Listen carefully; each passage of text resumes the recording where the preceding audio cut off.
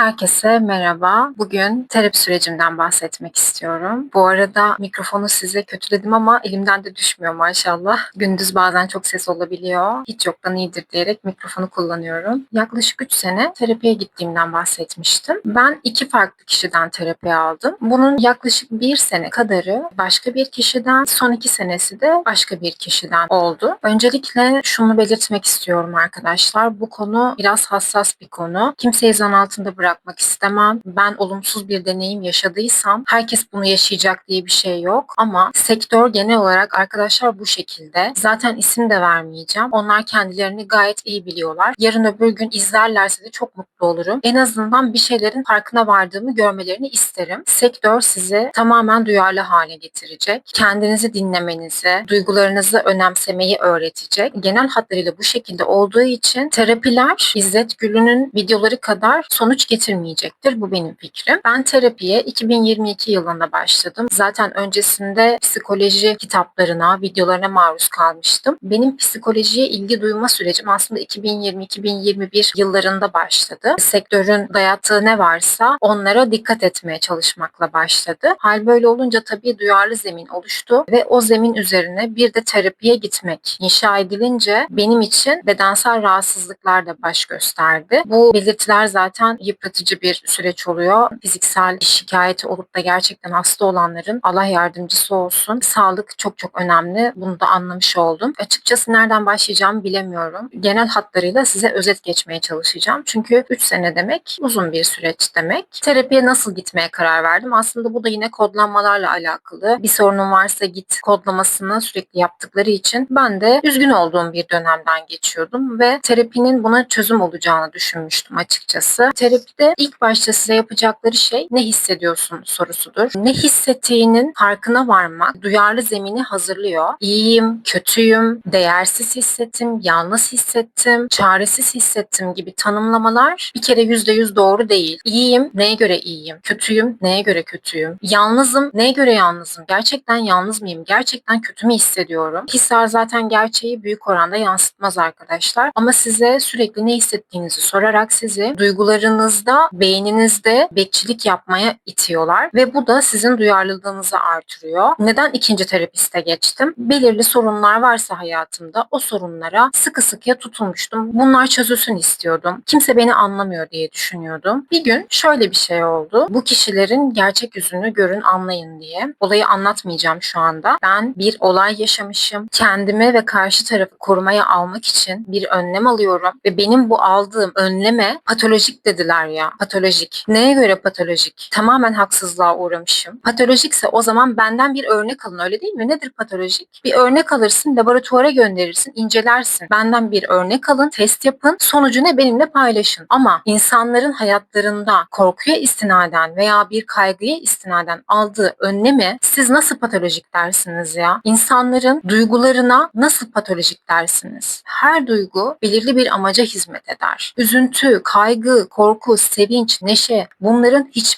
hiçbirinden farkı yoktur. Ama siz insanların aldığı tedbire bile patolojik diyorsunuz. Ortada bir ayıp yok, bir suç yok, bir kötülük yok ve benim durumum patolojik oluyor. O günden sonra beni ikinci terapiste yönlendirdiler. Neden? Beni güçlendirmek içinmiş, iyileştirmek için. Şimdi bu yeni terapist, bu kişiyle ilgili söylemek istediğim o kadar çok şey var ki buraya sığmaz arkadaşlar. Ben ilk gittiğim zaman gerçekten kötüydüm çünkü benim sorunlu olduğuma inandırıldım. Bu kadar yoğun bir şekilde duygularımı yaşadığım için ben patolojik oldum. Öyle bir şey yapıyorlar ki kendilerinde hiçbir kabahat yok. Bunu nasıl başarıyorlarsa başarıyorlar arkadaşlar. Bence zaten bilerek yaptıkları için her şeyi. Siz göz göre göre daha çok alıngan, daha çok kırılgan bir şey oluyorsunuz ve bunu sadece izliyorlar ve haftaya gel diyorlar. Yaptıkları şey bu. Neyse ben terapiye devam ediyorum. Haftada bir ya da 2 haftada bir gidiyorum. Ne hissettiğim soruluyor. Ailem, anne babamın nasıl olduğu soruluyor. Çocukluğumun nasıl olduğu soruluyor. Benim sorunum ne ailemle ne çocukluğumla. Benim sorunum bambaşka.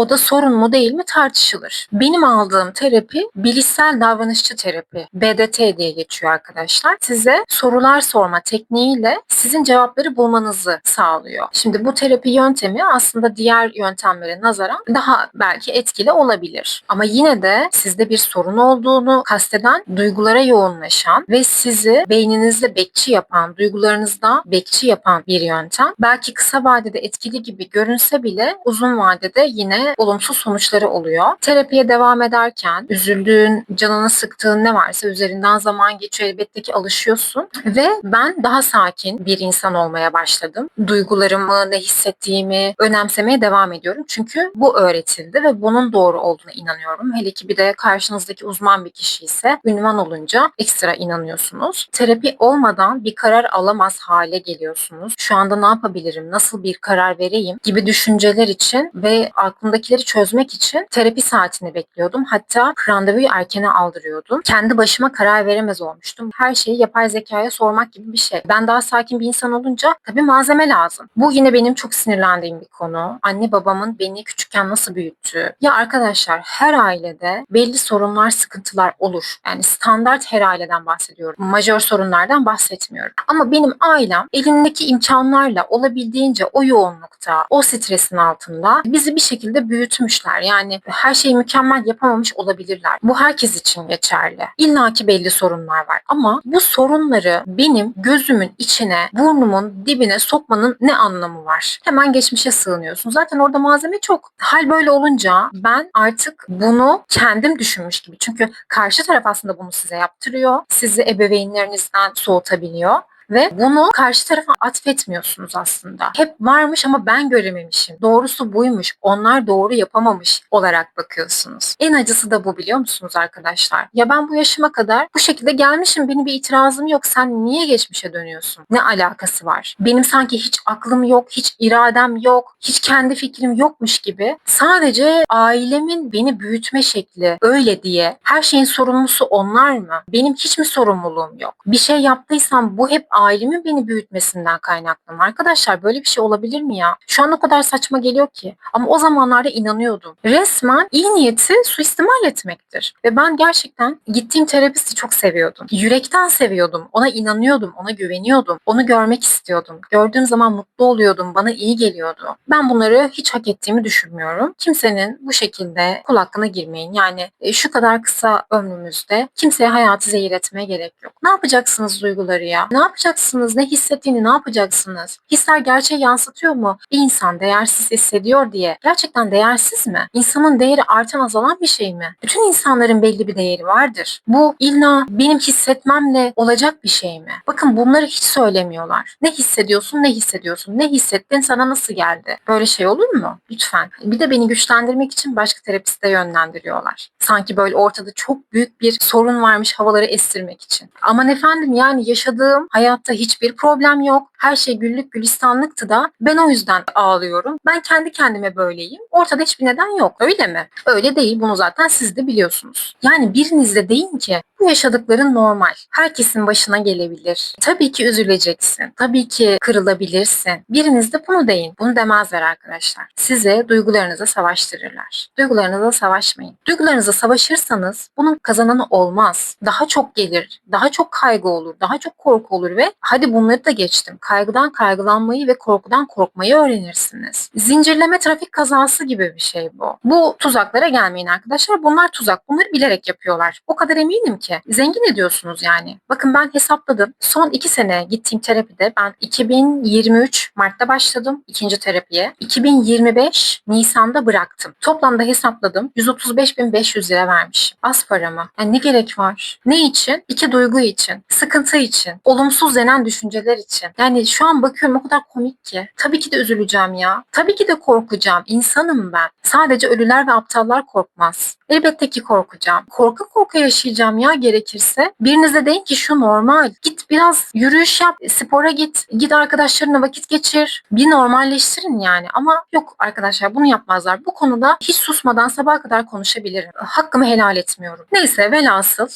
Benim tabii ki çocukluk mevzusuna geri dönelim. Ben bir ara anne babama ciddi anlamda düşman olmuştum. Çünkü geçmişimde olan ve benim aslında hiçbir şekilde takılmadığım, her ailede olan durumlar benim gözümün içine sokulduğu için ben habire bunları düşünür olmuştum. Yani nasıl yaparlar? Sonrasında EMDR yapabileceğini söyledi. Ben bu EMDR konusundan müstakil başka bir yayında bahsetmek istiyorum. EMDR'ı kesinlikle önermiyorum. Terapiye gitseniz bile EMDR yaptırmayın. Benim bedensel şikayetlerim inanılmaz arttı. Ara sıra olan şikayetlere yenisi eklendi. Artık her hafta, neredeyse her gün yaşamaya başladım. Bunu müstakil bir yayında ele alacağım. Sizleri bilinçlendirmek benim görevim. Bu sizi daha da duyarlı hale getirecek. Zaten yeterince duyarlı bir insan. Bir de EMDR'e gidiyor. EMDR'de bir süre devam etti. Tabii malzeme yok. Benim sürekli bedensel şikayetlerim var ortada. Arada tabii ki çok fazla konu var. Hepsine tek tek girebilmem mümkün değil. Ben bir gün arabayla tek başıma şehirler arası yolculuk yaptım. Dönüşte de yolda kaldım. Bolu-Ankara yolu var. Orada Kasım 2024'te yollar kapanmıştı.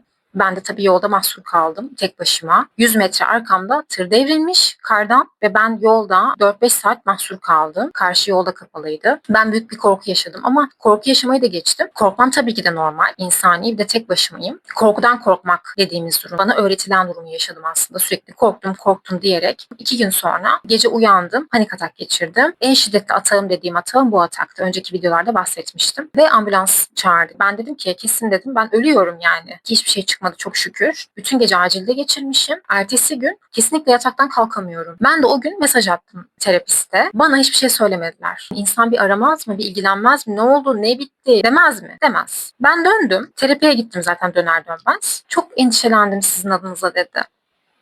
Endişelendiysen niye bu kadar zamanı bekledin? Neden senin yanına gelmemi bekledin? Arkadaşlar bunları sorgulayın. Ben yaşadığım süreci o terapide anlattım. Ve bana dediği şey şu. Bu olayı kötü değerlendiriyorum. Neden? Panik atak olduğunu bilmeliymişim. Bilmediğim için bu olayı kötü değerlendiriyormuş. Bu yangına benzin dökmek. Yani zaten içeride bir yangın var. Sen oraya benzin döküyorsun. Sen nasıl terapistsin? Nasıl bunu dersin bana? Ben o an o kadar kötü hissetmiştim ki arkadaşlar. Tabii ki hisler gerçeği yansıtmaz ama gerçekten kötü hissetmiştim. Kendimi suçladım. Zaten bunun için yaptı. Bunun alt mesajında bir sürü şey çıkıyor biliyor musunuz? Ben zaten sana söylemiştim. Sen yapamadın mesajı var arkadaşlar. Bak o kadar görüşüyoruz. Sen yapamadın. Halbuki ben hiçbir şekilde o belirtileri o zamana kadar yaşamamışım. Başka şeyler yaşamışım. Benim o anki fiziksel belirtilerim bambaşka. Bunun için nasıl beni suçlarsın? Neyse tabii ki benim için herhangi bir çözüm olmadı. Onu yaşadığımla kaldım. O günden sonra gerçekten kötü günler geçirdim. Bir çözüm arayışına başladım. Araba kullanamıyordum artık. 5 dakikalık yola gidemiyordum. Beyin beni korumaya alıyor çünkü koşullu bir yaşanmışlık var. Beynin bu korumasını da normal karşıladığınız zaman içinde geçiyor. Ben bunların hepsini İzzet Gülü ile öğrendim. Tabii ki de yani yolda kalmışım. Zar zor gelmişim. Tabii ki de korkacağım. Bunlar aslında sorun değil. Benim algım sorunlu. Benim algım hatalı. Ben bu süreçten sonra İzzet Güllü ile tanıştım dediğim sürece girdim. Ben Aralık 2024'te İzzet Güllü ile tanıştım. Nisan 2025'te terapiyi bıraktım. Ama hiçbir zaman İzzet Güllü'den bahsetmedim terapiste. Keşke bahsetseymişim diyorum şu anda. Artık İzzet Güllü'yü dinlemeye başladıktan sonra terapinin ne kadar gereksiz olduğunu ve beni ne kadar yanlış kodladığını fark ettim. Aslında sebebin terapi olduğunu fark ettim. Yani bir de çok fazla para veriyorum. Her hafta gidiyorum, çok fazla para veriyorum. Olmuyor, bitmiyor yani. Bunun sonu yok. Ben bitirmeseydim, bırakmasaydım ömür boyu gidecektim o terapiye ya. Adım gibi eminim. Ben terapiyi maddi olarak karşılayamayacağımı söyleyip bıraktım. Terapiyi bırakacağım gün arkadaşlar bana psikiyatriye gidip ilaç kullanmak isteyip istemediğimi sormuştu. İstemediğimi bildiği halde beni resmen psikiyatriye de yönlendirecekti. Tabii ki de dedim hani kullananlara dedim bir şey demiyorum ama dedim ben kullanmak istemiyorum. Hafta sonu dahil çalışıyorum bazen. Ben o ilaçlarla yapamam dedim. İlaçlık hiçbir şeyim yok. O fiziksel belirtiler de nereden ortaya çıktı? Bunların hepsinin cevabını biliyorlar da neyse. Ben o gün terapiye gelmeyeceğimi söyledim tam vedalaşırken. Tamamen normal karşıladı. Ha öyle mi falan görüşürüz. Ve hiçbir şekilde şunu demedi arkadaşlar. Ne zaman istersen arayabilirsin. Ne zaman istersen bana şuradan ulaşabilirsin. Bunları söylemedi. Bütün sevgim, bütün güvenim, her şeyim bitti o insana karşı. Ve sonrasında zaten hiçbir şekilde iletişim kurmadım. İyi ki bıraktım diyorum. Belki bu yayını yaptığım için bu videom, kanalım şikayet alabilir bilmiyorum. Ama sizin de böyle deneyimleriniz varsa yorumlar kısmında belirtebilirsiniz. Eğer terapiye gitmeyi düşünüyorsanız ve buraya kadar izlediyseniz lütfen 2 kere, 3 kere düşünün. Önce mutlaka mutlaka İzzet Gül'ünün videolarını izleyin. Elbette ki ihtiyacınız varsa, gitmek istiyorsanız gidin. Ben size gitmeyin diyemem ama benim hayatımın hatası terapiye gitmek oldu arkadaşlar. Ben de sorgulamadım. Sorgulayıcı yapıda bir insan olmanın önemini nasıl anlıyoruz? Kayıtsız şartsız inandım, güvendim. Çaresizmişim gibi düşündüm. Halbuki hiçbir şey yok. O kadar basit mevzular ki ama o basit mevzular uğruna kendime duyarlı hale geldim ve zor süreçler geçirdim arkadaşlar. Kimse bu zor süreçleri geçirmesini isterim. Dediğim gibi kimseyi zan altında bırakmak istemem. Sadece kendi deneyimlerimi paylaştım. Anlattığım kadar anlatmadığım birçok şey var. Ama hepsi benim için geçti bitti. Bunları da olabilir diyorum. Bunda da vardır bir hayır diyorum. Gerçekten de hayır var. İyi ki görmüşüm bazı şeyleri. İyi ki bu süreci de yaşamışım diyebiliyorum arkadaşlar. Ama bile bile bu bataklığa siz girmeyin lütfen. Önce sorun ettiğiniz şeyler gerçekten sorun mu, bir buna bakın. Bir de duygularınızla hareket etmeyi değil, ilkelerinizle, prensiplerinizle hareket etmeyi öğrenin. İnsanların ne yaptığını boş verin, ne yapmadığını, ne söylediğini, geçmişte ne olduğunu, nasıl büyüdüğünüzü, bunları boş verin. Geçmiş geçmişte kaldı. Bizim kendi aklımız var, kendi irademiz var. İnsanlara göre şekil almayın, insanların fikirleriyle hareket etmeyin. Kendiniz düşünün, kendiniz çözümü bulun. Yanlış da olsa bulun. Gerçekçi bir şekilde sorgulayın. Olaylara gerçekten objektif bakın. İşinize geldiği gibi bakmayın. Zaten bunlar olduktan sonra birçok sıkıntı gözünüzde küçülecek. Bir şey gözünüzde büyürse zaten ruhunuzda da büyür. Bunu unutmayın. Bunu sürekli konuşarak bunu beslemeyin. Birisi size yanlış yaptıysa bunu sürekli dinlendirmeyin. Neye göre yanlış, kime göre yanlış? Belki karşı tarafa göre doğru. Çok fazla her şeye takılmayın arkadaşlar. Bu sektörün tanımladığı olaylar, işte panik atak, anksiyete, takıntı olarak tanımladığı olaylar hep böyle araştırmayı seven, duyarlı, hassas bireylerin başına geliyor. Söyleyeceklerim bu kadar arkadaşlar. Umarım faydalı olabilmişimdir. Faydalı olabildiysem ne mutlu bana. Dinlediğiniz için teşekkür ederim. Değerli vaktinizi ayırdığınız için. Bir sonraki yayında EMDR'dan nasıl yapıldığından bahsetmek istiyorum. Bu kadar uzun bir video olmaz diye tahmin ediyorum. Ama ana hatlarıyla sizin de fikir sahibi olmanızı isterim. Bilin, yaptıracaksanız da ona göre yaptırın isterim. Kendinize iyi bakın. Görüşmek üzere, sevgiler.